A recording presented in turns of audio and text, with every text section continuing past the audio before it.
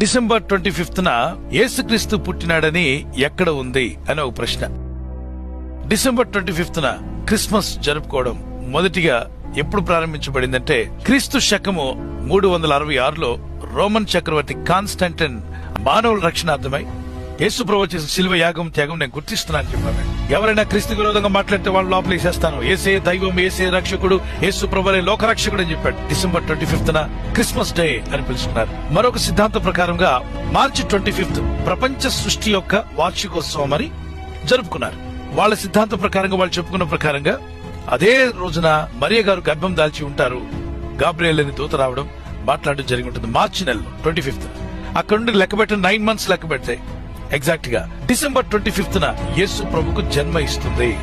Christmas day అని పిలుస్తున్నారు. Christmas అంటే it's not birthday of Jesus but Christ mass, Christ plus mass, క్రీస్తుని ఆరాధించు. శకం క్రీస్తు పూర్వం